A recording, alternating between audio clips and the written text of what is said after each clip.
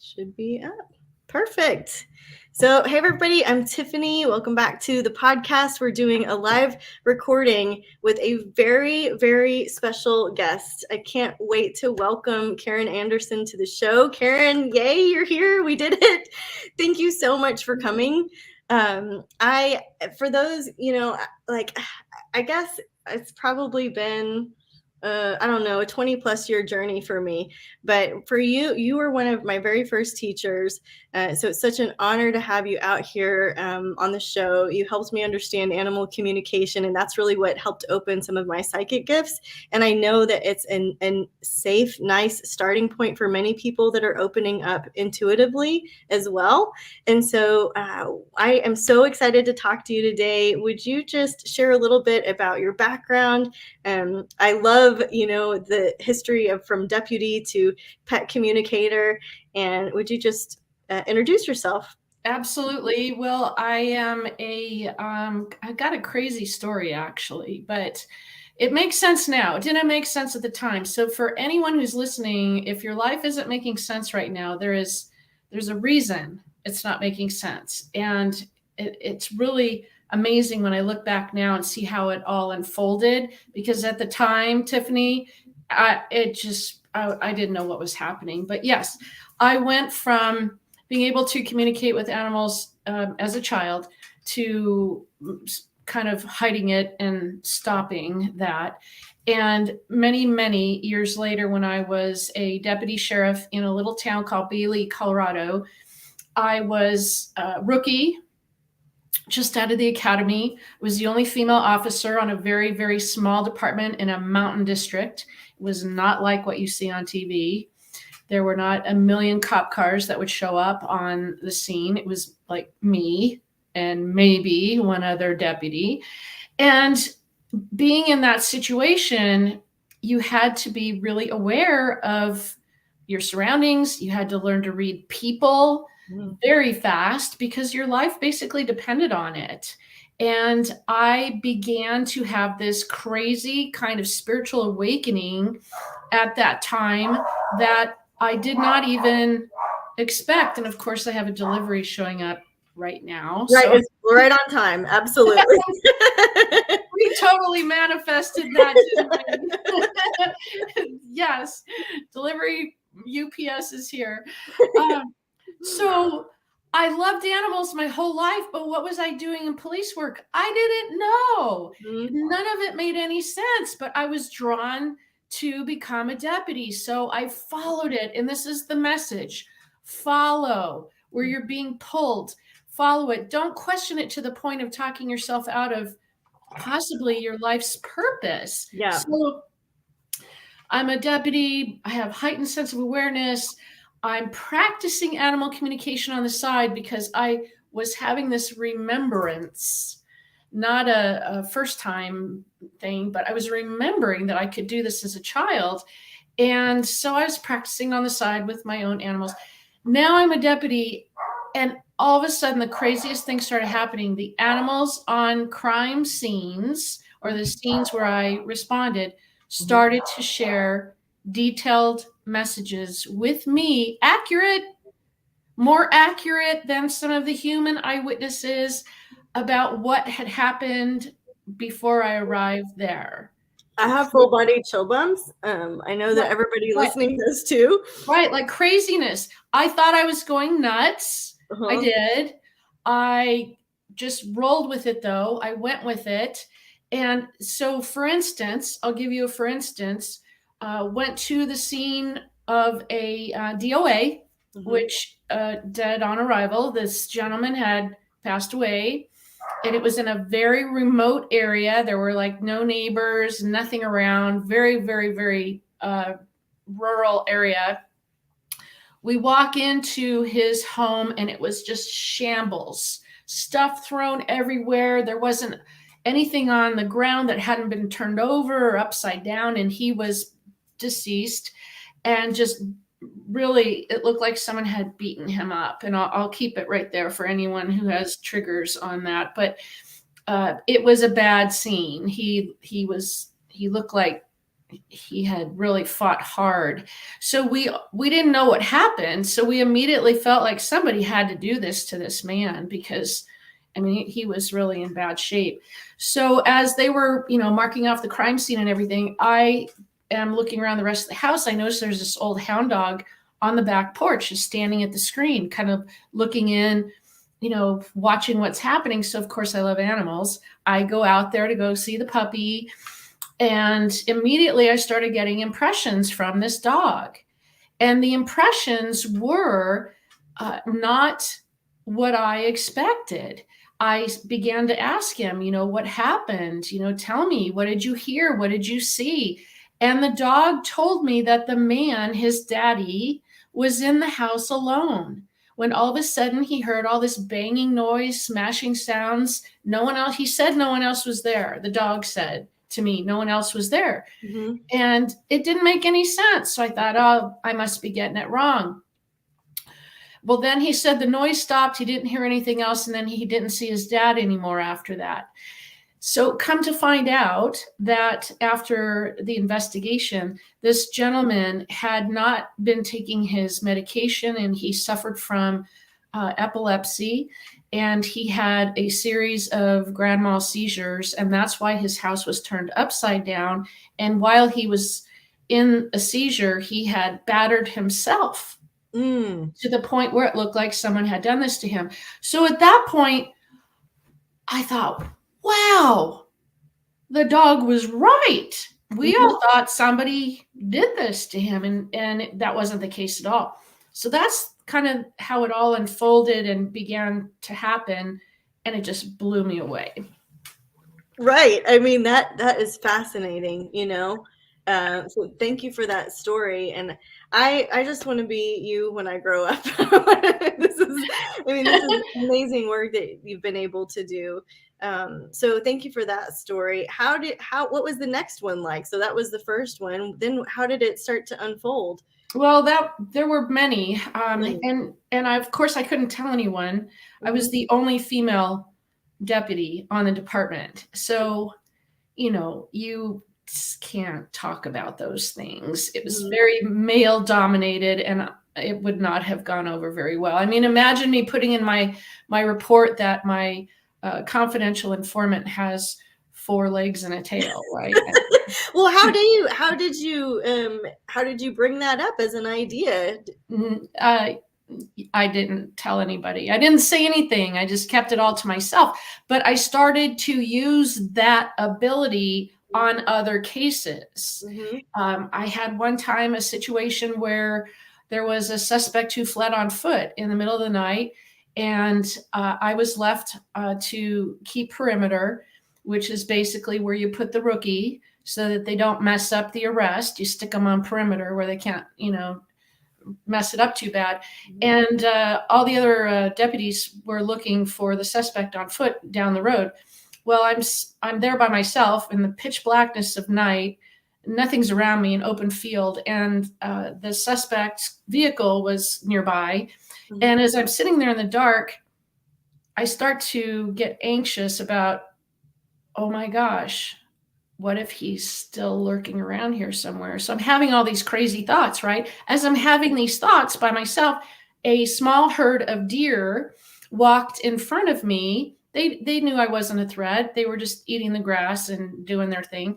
And as I had this thought, oh my gosh, where is he?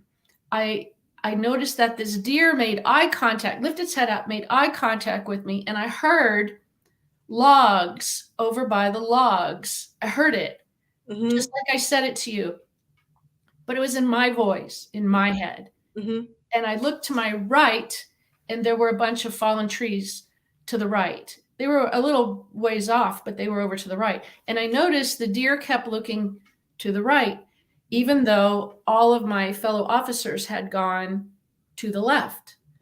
So I thought, oh my gosh, what if he's hiding over there? So I snuck around, and very quietly, very carefully, I approached the area where the logs were, and I could feel my heart literally beating in my chest because I was so green and just out of the academy. You don't know what to do. You're not seasoned. You're, to the point of, what the heck am I doing out here if I find this guy, kind of thing. Right. Yeah.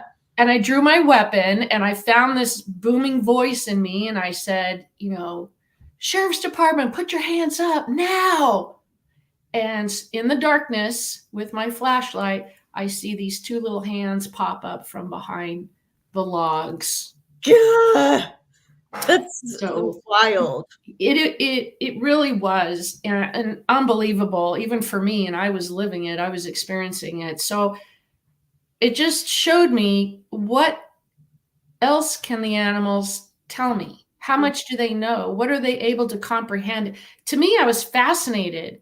I wanted to learn as much as I could. So I dove in, and that's what tipped the snowball off the tip of the mountain. Mm-hmm. That was it. That just tipped it. And then it just kept going and going and going. It was a long time ago, back in the year 2000. So, here we are 24 years later. And I can still see it like it happened yesterday. It was just one of those incredible, life-changing moments. Mm-hmm. I must have found your work. It probably was 2007, 2008, 2009-ish, because I was really involved with the Labrador Rescue, the Heart of Texas Labrador Rescue. And I was working on missing persons cases through forensics, through mediumship and all of this stuff. And somebody said, oh, you've got to find Karen's work. She's the best. And so I just want to make sure everybody listening knows that Karen is the best. I mean, she is top of the field in this line of duty. And I know, oh my God, thank you for being brave enough to go forward and answer the call and listen to the animals. Another one of my favorite yoga teachers, she could hear the snakes. The snakes would talk to her, and that was always so weird for people to hear, right? The snakes representing Kundalini energy, but literally you can be sensitive enough to hear any animal. And that's one of the big questions I have for you. So I love that you went from dog to deer. And so I would love to hear some other species, maybe stories that I have a snake story. Okay. I have a snake story. Oh, I just got chills. Okay. So I was at the gym. This was here in the Spokane area. I was in Colorado as a deputy, and then I moved to Eastern Washington, where I live now. Mm-hmm. I'm about an hour north of Spokane, and I live on this big 30-acre, beautiful parcel of gorgeousness. Anyway, I was in Spokane. I was at the gym, and I was on the elliptical. So I'm doing my thing. And there were several people there at the gym that knew me, that knew what I did for a living. And as I'm on the elliptical, one of them walks into the gym with this snake, little rosy boa wrapped around his hand. It was about a 2-foot boa, just a little dude. And I love snakes. So for everyone who's like, ew, I've always loved snakes. I just think they're fascinating. So of course I stopped what I was doing, and oh my gosh, a snake in a gym, you don't see that all the time. So I stopped and I started talking, and this particular gentleman said, I heard that you can communicate with animals. And I said, well, yeah, I can. And he goes, what's he saying? Stuck this snake in my face. No pressure. I said, well, hold on. That's it's kind of, crazy for both of us. Let's go somewhere quiet. And we went around the corner in this space where we kind of had a little bit of, to ourselves. And I tuned into the snake. And basically when I say tune in, I'm just shifting my focus. So it's like right now I'm looking at the camera and I'm talking to you, and I'm focused on that. So when you shift to talk to an animal, it's almost like you soften your gaze, you set your intention that you're going to open up to connect with this particular animal, and you send loving information, loving feelings, and you put your intention out there, and it's almost immediate that they will respond. Sometimes it's very subtle, sometimes it's not. But in this case, the snake was very subtle, and it was almost kind of like standing back, like you're a scary human. kind of that kind of energy. But then as I started telling it how beautiful it was, and it had these amazing eyes. If you've ever seen a snake eyes, they're just beautiful creatures. Anyway, start complimenting it, telling it all these things. And the snake realizes I really liked it and I really respected it. And if you show that to an animal, they are more forthcoming. They are usually more open to share than if you go, I don't like snakes. They're going to sense that, and it's going to shut down potential messages. So as I'm talking to the snake, he was telling me that it hadn't been eating, and he was really worried because, snakes go a long time without eating, but this one went a really long time, and the vet didn't know what was wrong. Well, immediately what the snake said to me was, I need to feel the heat of the sun on my body more. So, they're cold-blooded animals. So I told him, you need to put some kind of heating element more. He says, well, I have one. I said, well, it's not enough. So we worked through that. And the snake at one point literally cocked its head, took like this floating position and leaned in and said to me, what is this thing you humans call fear? I don't understand. Whoa. Because most people fear snakes, right? So sure, yeah. That's all I got was this fear thing. I didn't know what to say. How do you answer that? What is fear? You tell me. How do you explain that? Right. To this gorgeous, beautiful animal. Mm-hmm. So I'm hemming and hawing and sputtering. And I finally said, the only thing I can tell you is there are some humans that truly respect you and love you for who you are. I said, but there are others who don't understand your species, your beauty, and what you represent and how important you are in our world. And that can lead to this thing called fear. So a lack of understanding is how I basically described it. Excuse me. Yeah, please, go ahead. Don't get me going here. I'm going to be coughing all day, right? So it was really kind of fascinating. I don't know that my answer was adequate or that the snake fully comprehended, but I did my best. Yeah. So truly amazing. Again, one of those moments where I will remember it like it happened just yesterday. Oh, that's piercing. Again, just full body chills. I'm with you. I'm a friend of the snakes. I participated in, a beauty pageant that was the Rattlesnake Roundup when we were in high school.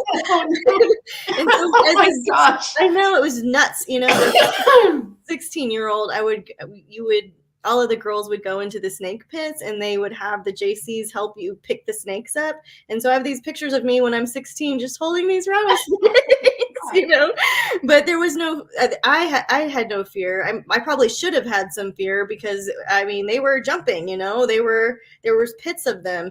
But it was a whole other experience. And so that snake energy, I love that you had the experience of curiosity with it, tapping on the glass in there.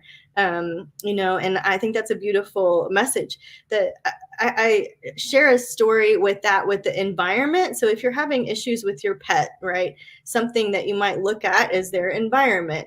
There was a bourgeois that I did a little reading with her. The dad was like, hey, there's something wrong with my dog. She's itchy. I don't know why. I've changed the diet. I've done everything the vet has said. And I tuned in with the dog briefly. And it turns out, her bed was itchy. And so it just occurred to me to say, have you changed laundry detergents? She needs like allergen-free, no chemical laundry detergent. And sure enough, that changed it for her.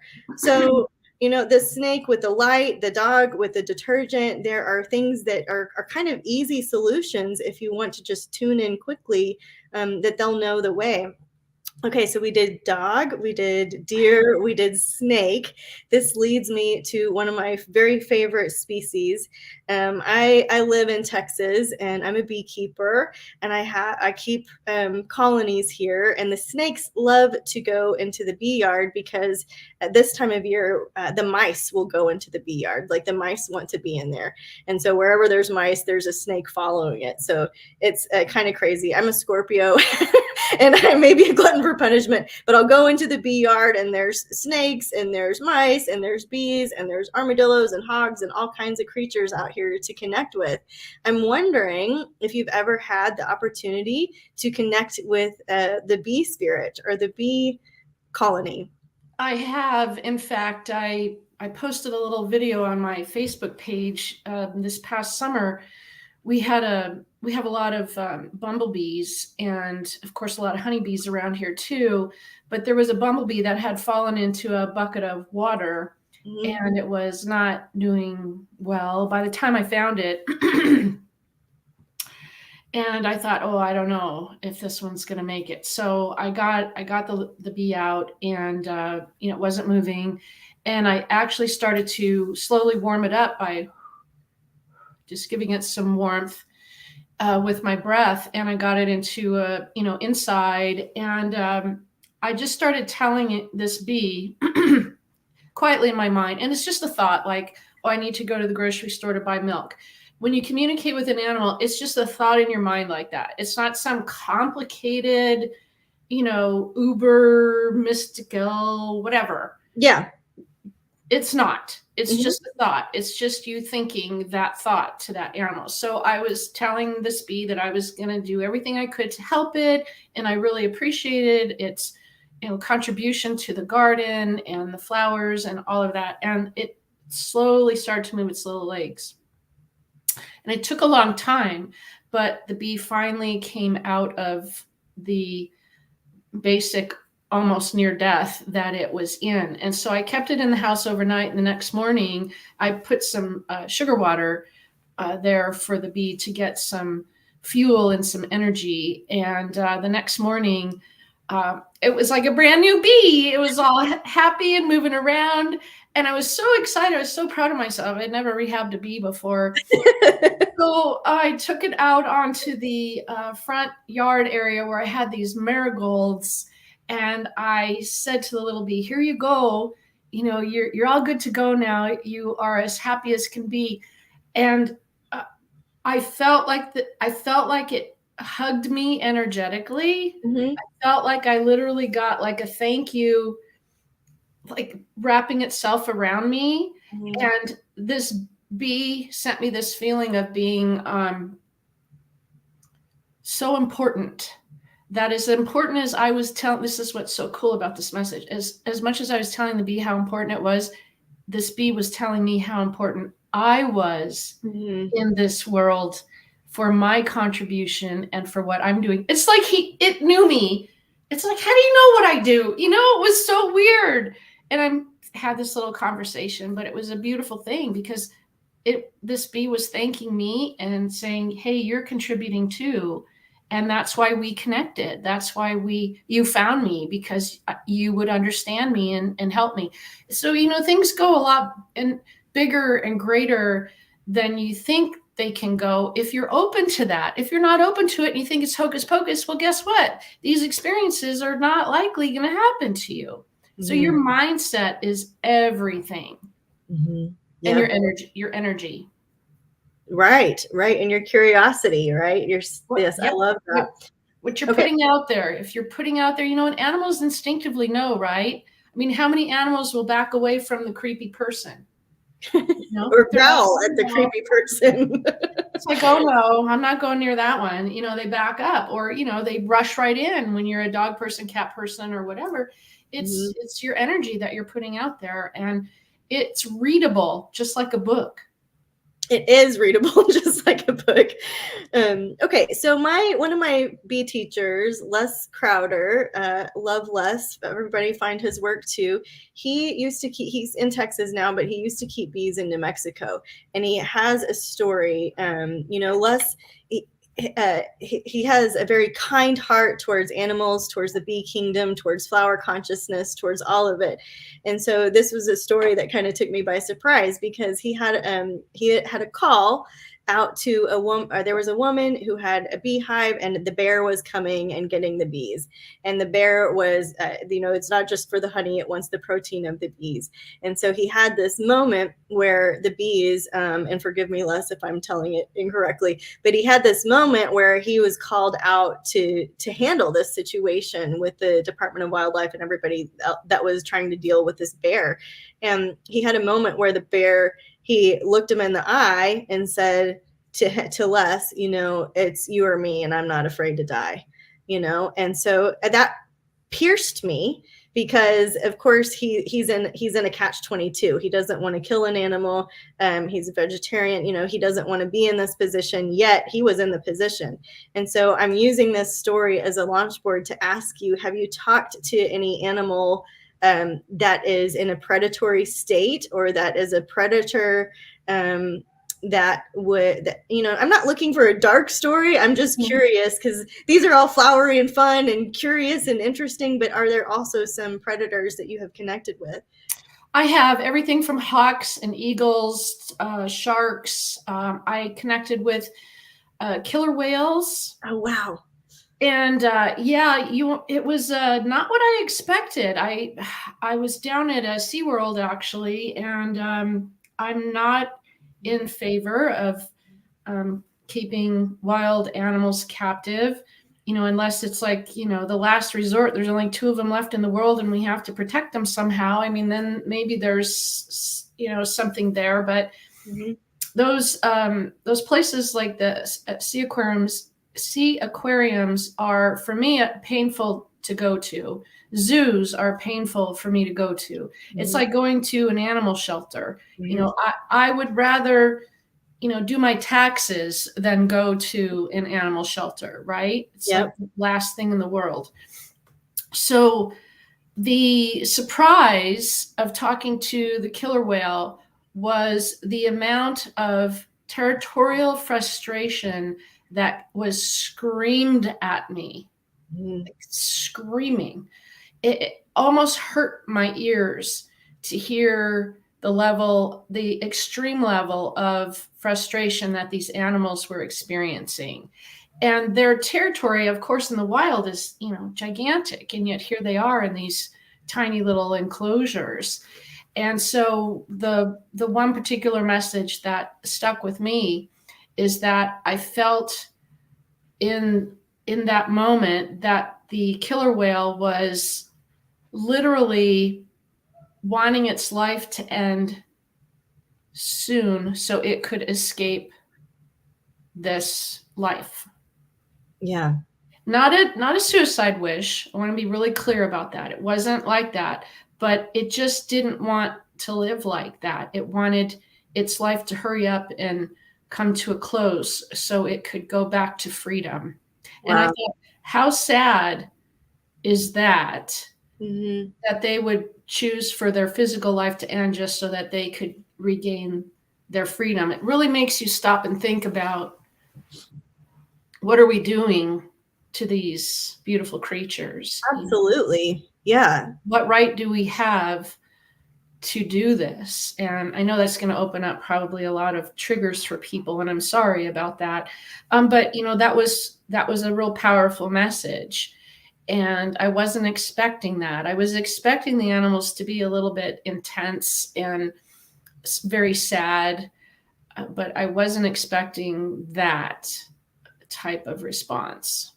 That's really powerful. I mean, you can't unhear those types of messages, No. So I appreciate you sharing that with us all. And it's okay. I think that it is good to stir the pot around this topic and have awareness and be real about it. So I'm glad for this story. So guys, this is for the podcast. It's going on the audio, but we are recording live so that some people can ask questions as well. And so I just want to just briefly acknowledge everybody that has come into the chat today. If you're wanting to come to these podcasts live in the future, the easiest place is YouTube to be here. If you have questions for Karen, please put them in the chat and I will ask her at the end. But I just want to make sure that we say hi to Nadine, hi to Frank, hi to Panda, hi to Cassie. She says that she just finished your book, To Pet Loss One. Cassie's just finished your book. Marilyn says, good afternoon. Nadine loves snakes. And Frank says this is the first he's heard about the snake. So sharing some news stories here. So thank you so much, guys, for joining us live. If you have specific questions for Karen, please ask. I mean, this is an opportunity. This isn't your only opportunity, but please let me know in the comments and I'll make sure that we get Karen's take on anything that you're curious about. Karen, I love your email sequence. So I just want to invite everybody to sign up for your newsletter. It's awesome. Rachel is here. She says, hi, Tiff and Karen.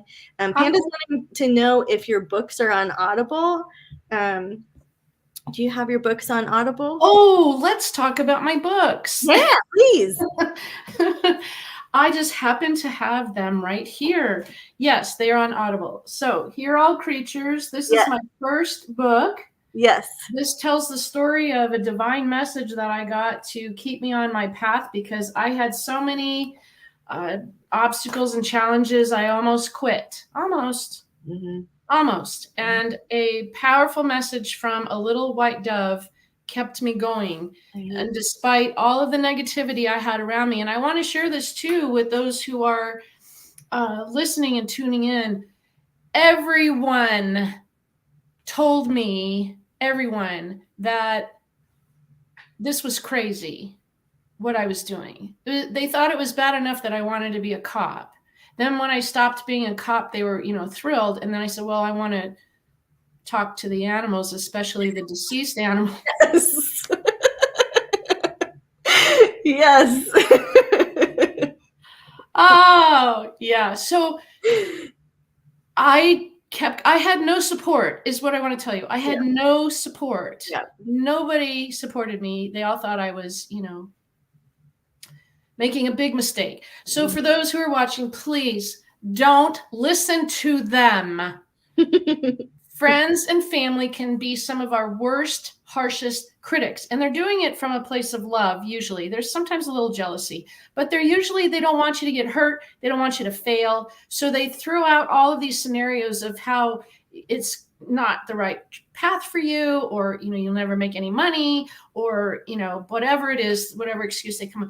Don't listen to them. Surround yourself with people who inspire you in your genre, people who have had success, people that support you, people that are generous in giving of their knowledge and experience and information.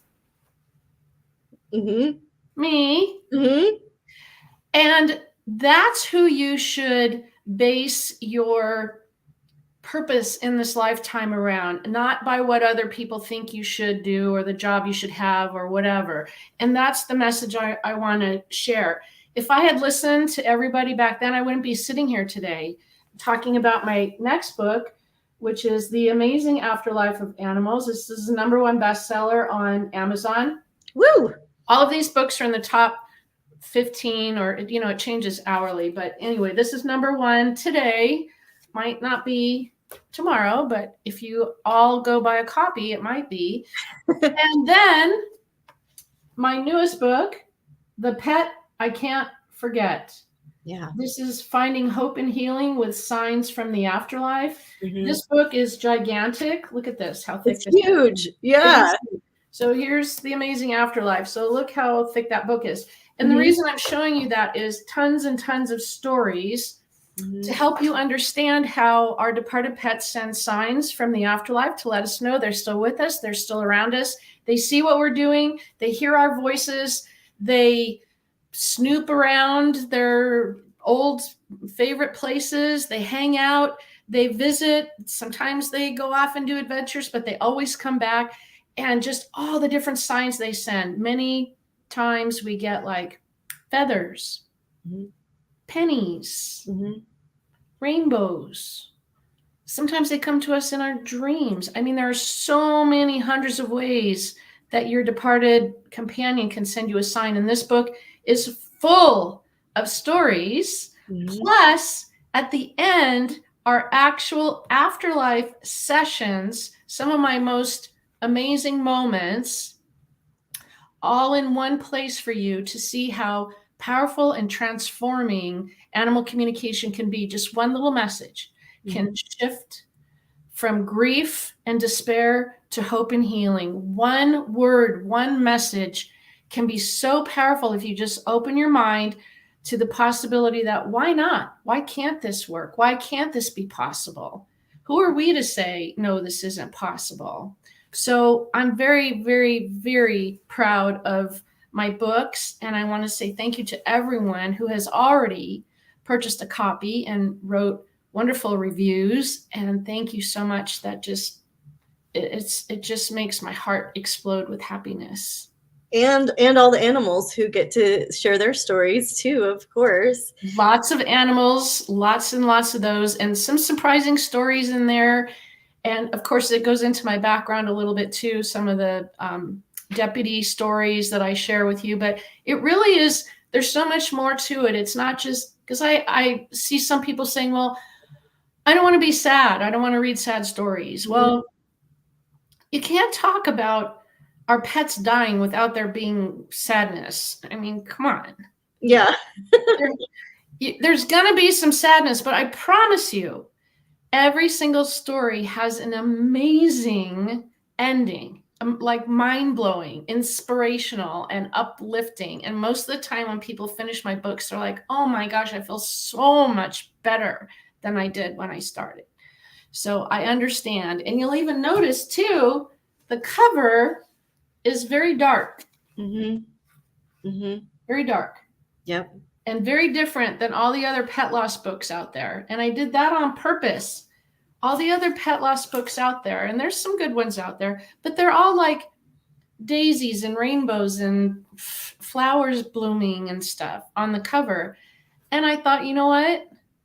That's not my experience. Pet loss hurts. Pet loss sends me to a dark place. Yeah. When I lose one of mine, the last thing I think about is, flowery butterflies and joyful, puffy white clouds. I'm in a dark place. Don't talk to me. Leave me alone. I'm grieving.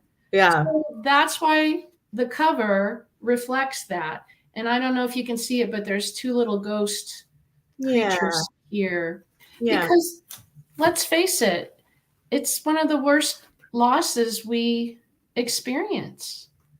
It's gutting, it is gutting. Absolutely. Okay. So Karen, where do you want them to go to buy your books? Do you want them to go to your site? Do you want them to go to Amazon? Where is your preference? Buy 1 million copies, please. Yeah, absolutely. It really helps me if you purchase them on Amazon because obviously I get kicked up in the algorithm. Yep.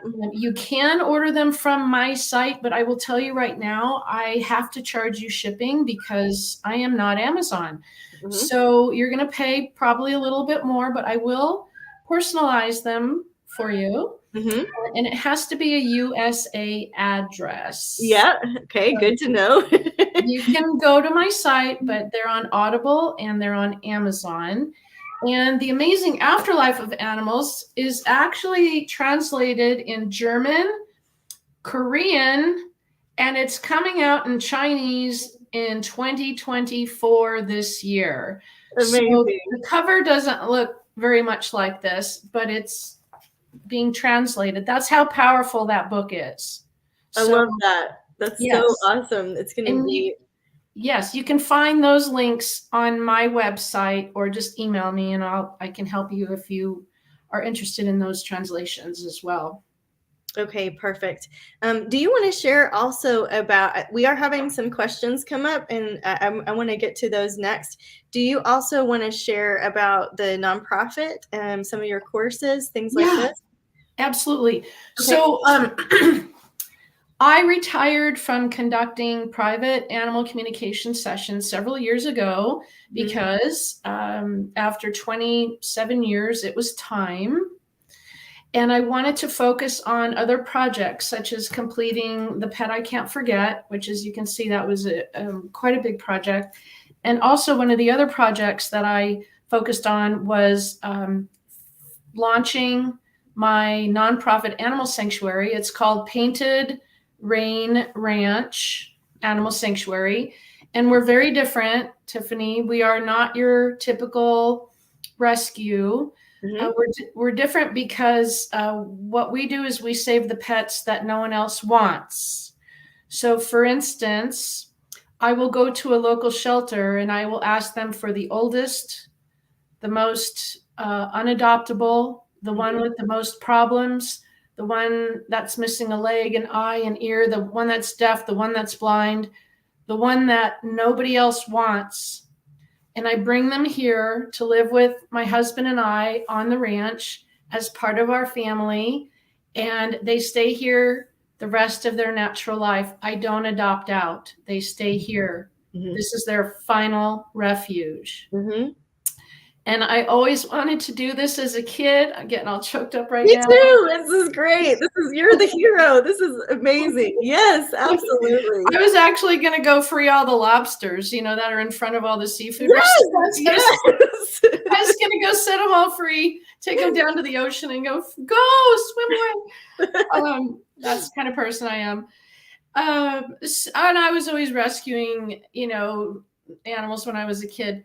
But how beautiful is it that they get to come here and they don't have to go through the trauma of rehoming anymore. They don't have to get, returned because someone didn't like them or they didn't get along with their other, whoever it was. This is home. They stay here with me.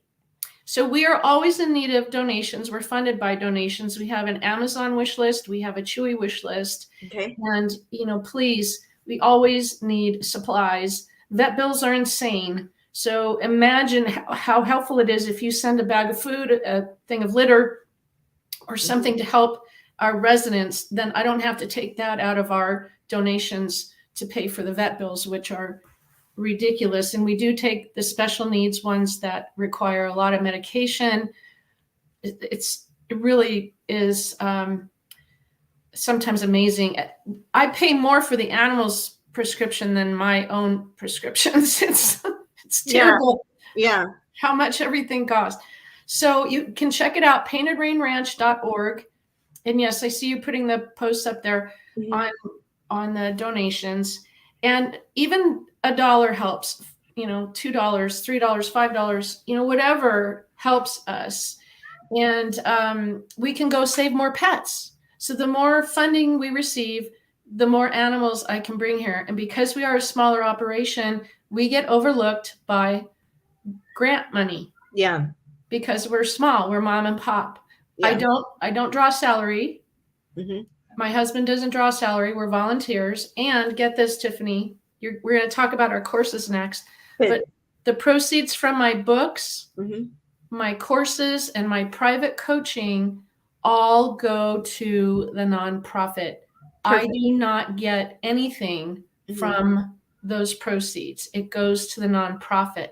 So if you order a book, you sign up for my course, you sign up for private coaching, you're supporting animals in need. And it's a tax write-off for you if you purchase those through me, not through Amazon, unfortunately, but through me.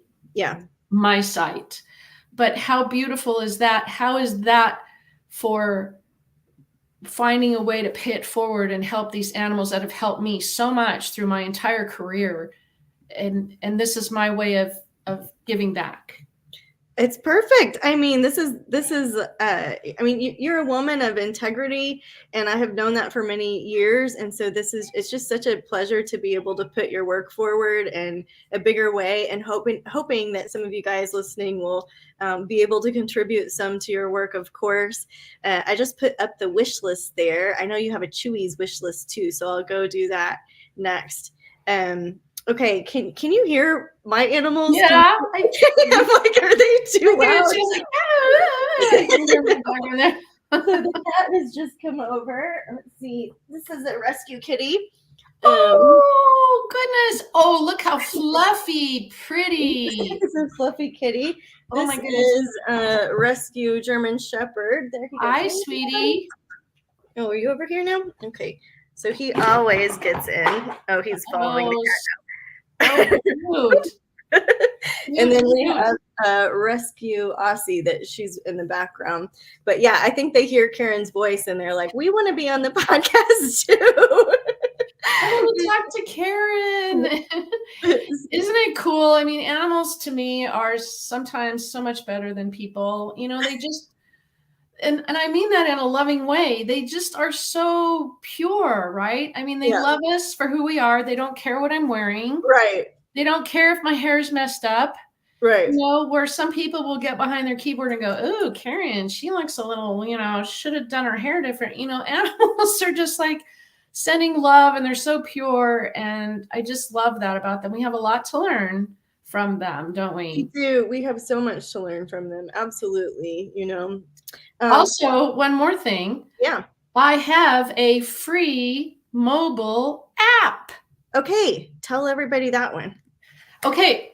The app is called, and you can go to your App Store or Google Play. It's called Pet Loss, Hope, and Healing. And it's the and sign. Pet Loss, Hope, and Healing. You can also go to my website. It's on there, which is KarenAnderson.net.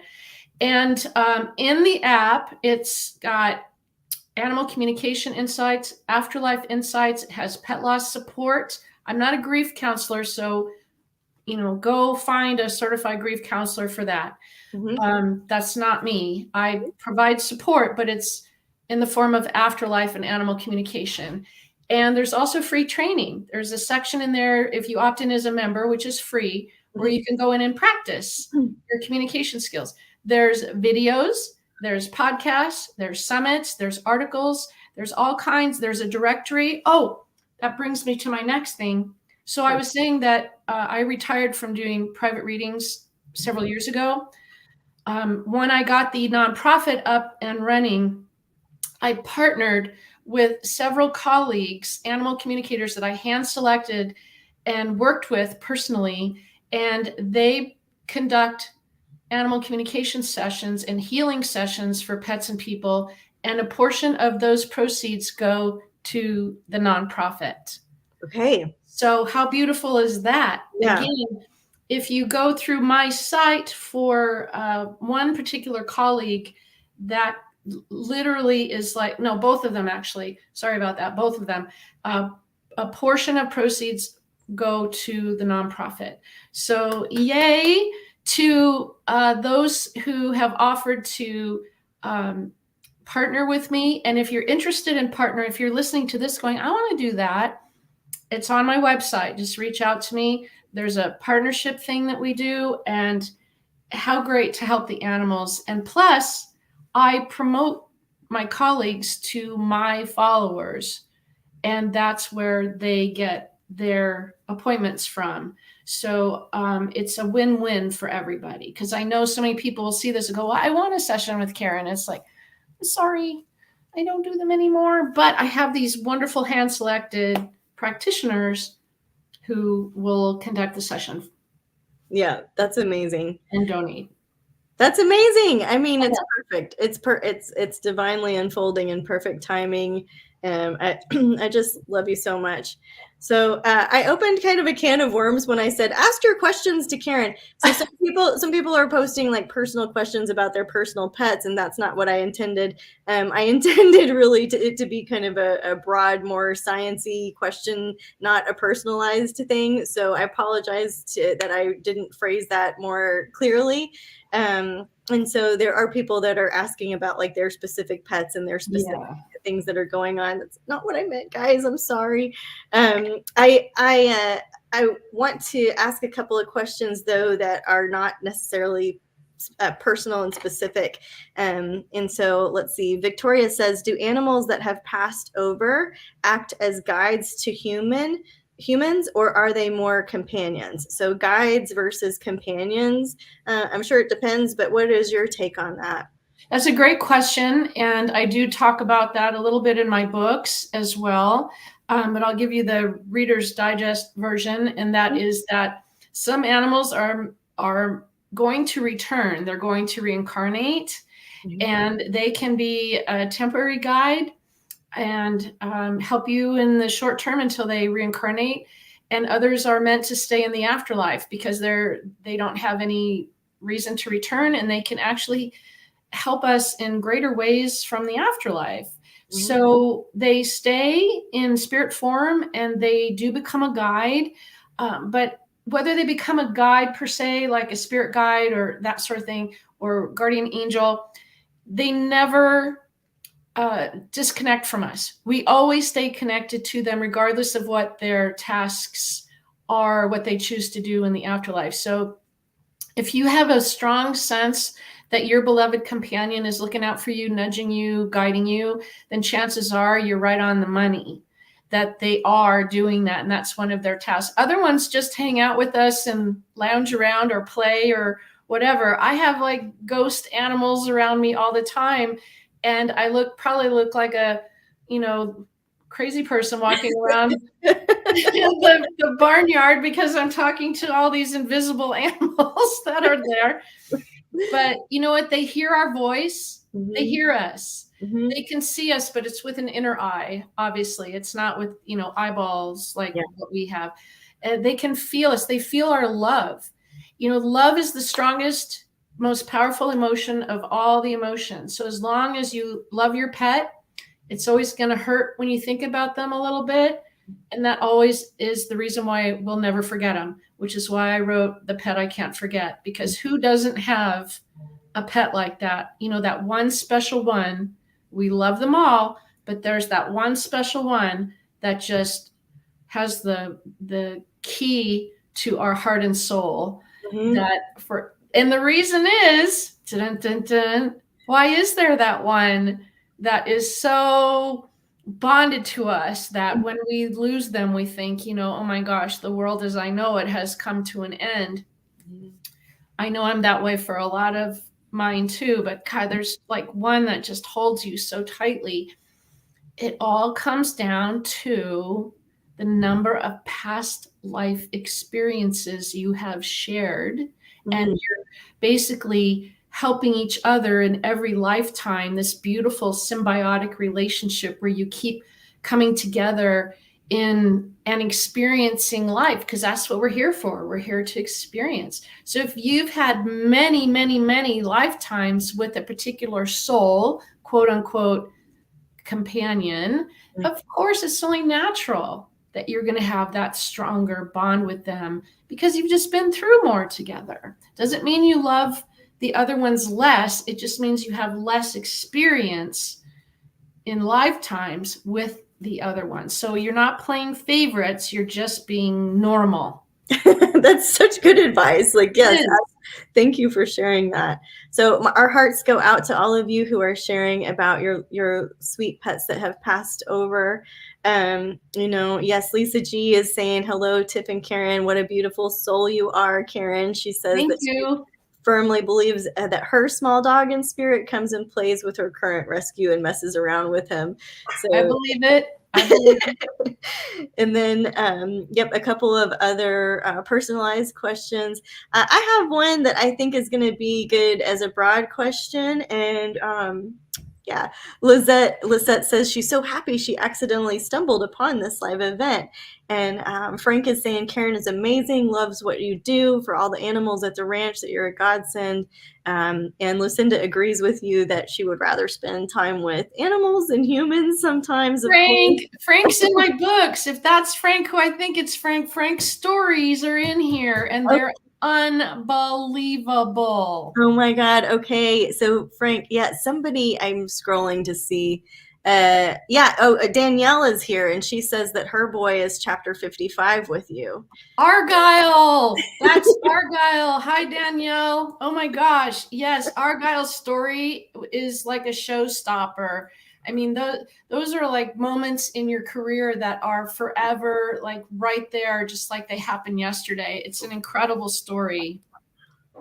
Okay, all right. So we got to go to chapter 55 to get more about Argyle. Yep. Okay, let me ask you. I want to be sensitive to your time. We're coming up on an hour. Let me ask you one more question, and let's talk about your courses. And the question I have is that it's common, when people say that animals cross over, that they cross over a rainbow bridge. Okay, and so I would love to hear your take on Rainbow Bridge, and what is that, or has any animal ever come to you with a visual of that? Okay, here's my take. And I'm A fairy tale answer. soft, fluffy, puffy Karen. I'm not. I'm Yeah. sorry. I'm an ex-cop. I have no filter. Um, I'm not that girl. Yeah. I just put it out there. So no, I have not had that experience. However, the Mm-hmm. experience I have had is way better than that. Mm-hmm. So instead of a rainbow bridge of sorts, it's a beautiful image. Mm-hmm. And it's sort of similar, but really truly the experience when an animal leaves its body, I call it transitioning, when they transition into spirit form, which is what we will all do someday. We'll go back into spirit form. They really go back into being a whole embodiment. You know, we are a portion of who we are when we're here, and when we transition, we go back to being whole again. So there's this feeling of completeness that we can't ever get when we're here in physical, no matter how hard we try. I mean, maybe the great yogis of the world can get there through meditation, but when we're in physical form, we're encumbered, we're limited. When we're in spirit form, we are unlimited. We can do anything we want. We can be in multiple places at one time. I often hear this, well, is my departed pet with me or my ex? Like, who are they with? Well, both. If they loved you both, they'll be with both of you. It's not that way. But the afterlife is more like the best thing you could possibly think of for your pet, because it is so filled with love. It's like diving into a pool of love and warmth and beauty, and everything is better and brighter and more amazing. And it is you can be with humans if you want. You can be with other animals if you want. You can be by yourself if you want. You know, the Rainbow Bridge separates humans and animals, and I did not find that to be the case. When I did my sessions, the animals would come through during a session, and they would bring humans with them. Yeah. And like in Danielle's case, her father, I hope it's okay I tell this, Danielle, her father, who passed away, came through, and he was holding Argyle up. I saw him holding up Argyle, and he had like all these dogs around him. And Danielle told me that her father had 11 dogs at one time. Wow. He's crazier than I am, right? But so they come through together, and it's because you are the common denominator. So even if they didn't know each other in physical life, they all love you, so they can all come through together. Now, how they disperse and where they go after the session is up to them. If they want to go to the beach, they go to the beach. If they want to go, to the backyard, they go to the backyard. If they want to go to the ocean, they go to the ocean. It's that unlimited. And so in many ways, it is similar to the Rainbow Bridge, but in many ways, it's very different than the Rainbow Bridge. I did not see a separation unless they wanted a separation away from humans. Gotcha. Okay. It's a long answer. But No, I love it, because it makes me think, if you think about deer as an individual versus deer spirit, or dog as an individual versus dog spirit. And so there's a lot of things for people to chew on and think about, and come to their own understanding with it. I just want you to know that Danielle does give you permission. She loves you. She says it's all good. She's sending hearts. Right on. Love you, Danielle. Love you. Love you, Frank, too, if you're still there. If that's Frank G, then I know who that is. Yeah, it's Frank G. Okay, he's got the last chapter in The Pet I Can't Forget, and he's also in The Amazing Afterlife. His story about his dog, Captain and Cash, you have to read those stories. They are unbelievable. And I do have a thought for you guys. A lot of times we think that, our animal's soul is in their body, right? A lot of times we think that. But I truly believe that their body is in their soul. I think it's the opposite. The opposite, yeah. And the same with us. I don't think our soul is in here. I think our body enters the soul. And Whoa. that's why the body can be transitional and the soul never is. The soul continues.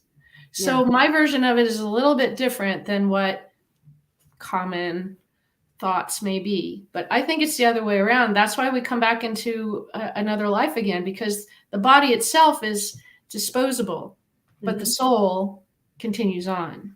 Energy goes on. Yes, absolutely. Frank says thank you. He's still here. And Panda says thank you because they've never believed in the Rainbow Bridge as an idea of a separate heaven for animals. I just think it's nice to talk to somebody that has an opinion about it, right? So this is great. My last horse, Justice, died 2 days before my mom passed over here at this ranch.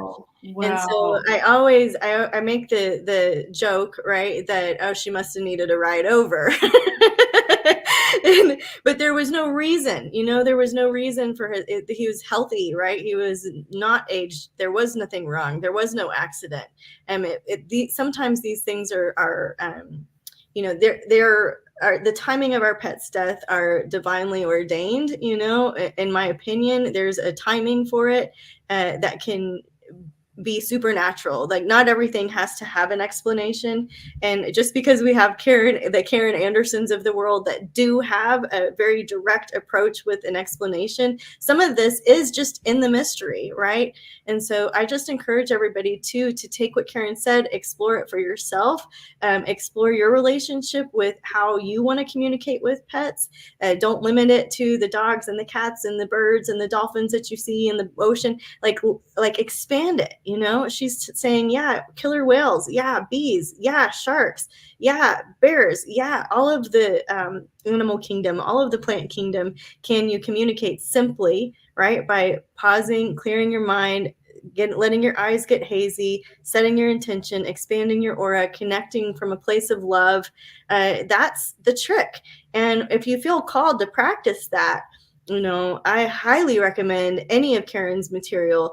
And so would you share a little bit more about the courses that you offer? Yeah. Oh gosh, I'd love to. So I'm just going to say that for the time being, because if this airs, 10 years from now, I don't know if I'll be doing this. Yeah.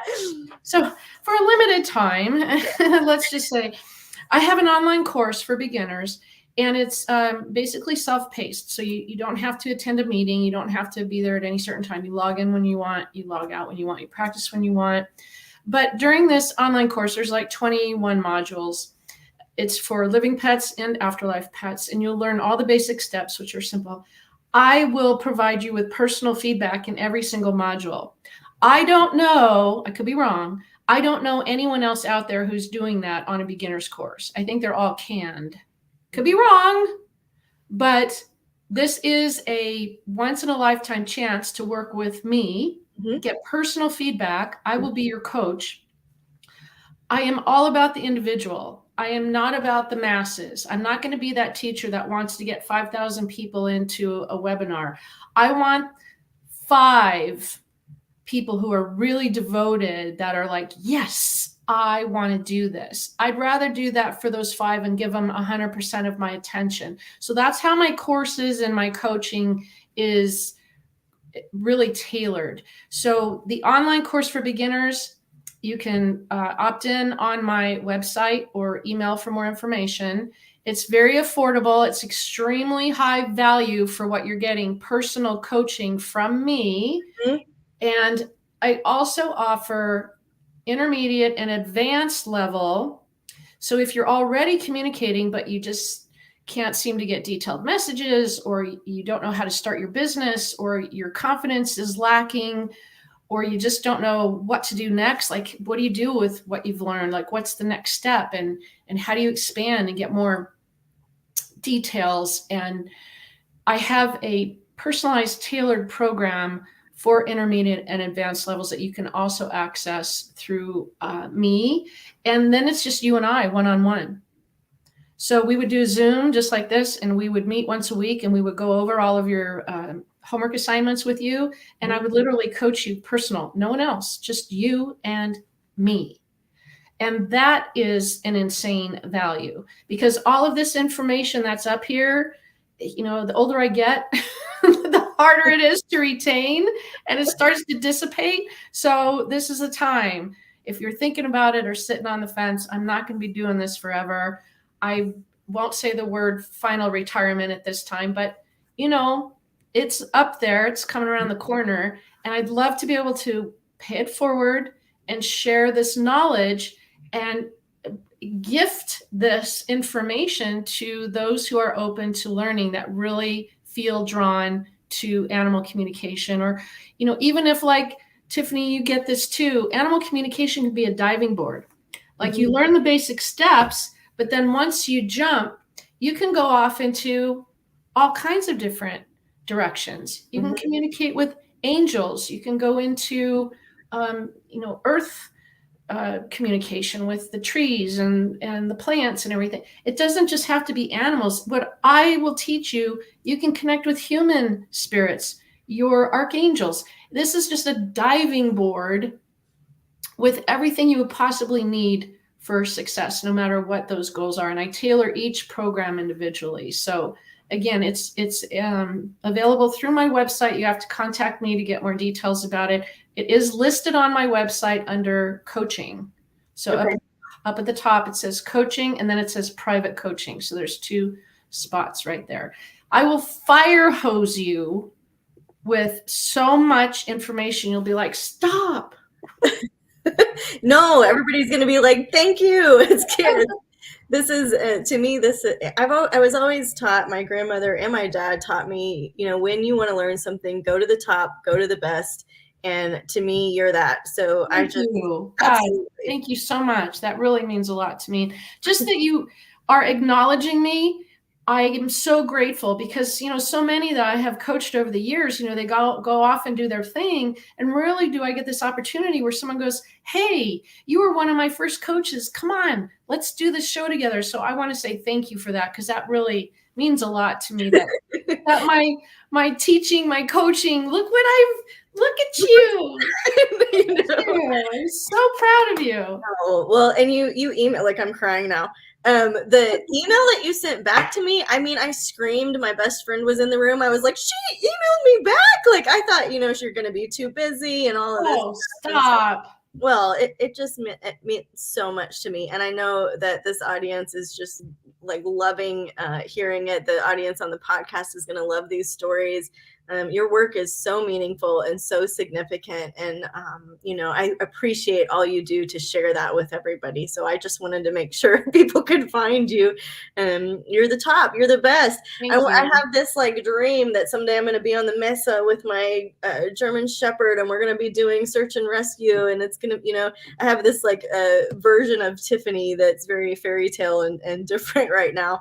I love it. You got to go for those dreams. I have a saying. Don't talk about your dream, do your dream. Yeah, do your dream. In fact, Danielle, if you're still listening, she got me a sweatshirt and it says "Do Your Dream" on it. Aww. And I love it. I don't have it on right now because it's a sweatshirt and I was getting dressed up because we're doing this.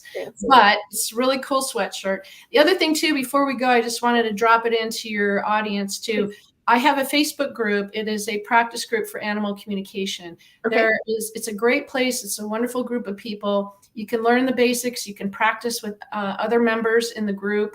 I pop in every once in a while and put my 2 cents in here and there. Mm-hmm. And there's past videos of training that I did in the course in the group. Mm-hmm. That's the word I'm looking for. So it's called Animal Communication Planet. Okay, I just found it. I'm going to drop it as a link in here. So great people. We have so many active members. It's incredible. So if you're interested and you just kind of want to watch for a while and see how this all works, pop in, come say hi to us. Just please follow our posting guidelines. Please follow our posting guidelines. We hate to decline posts. So if you need help, just ask me or the admins and we're happy to help. Amazing. All right. Karen, well, I would keep you here for a couple other hours with all of the things that I want to talk about. I'm dying to hear the shark story. Maybe we can have you back sometime. Or is that in one of your books? Is the shark story in one of those? No, it's up here. So you got to get me while it's still up here. Okay. So we got to come back so I can get the Okay. shark story. And I just say thank you again. I admire you. You know, your example is your life. The life you live is your example. The torch that you're giving on to other people is beautiful. Life well lived, a legacy, once in a lifetime opportunity to say, yeah, I'm going to be a cop. Nah, I'm going to be a pet psychic. And I'm going to help people. Like, you are a radical rebel, and I love it so much. You That's know, me. That is me. That is absolutely me. Thank you so much. Thanks to everyone who's tuning in. yep. Go check out my site. Love to you, Tiffany. I am so grateful just that I had this chance to come on here today. It's been great. Thank you so much. All right, guys. All right. Until next time, namaste.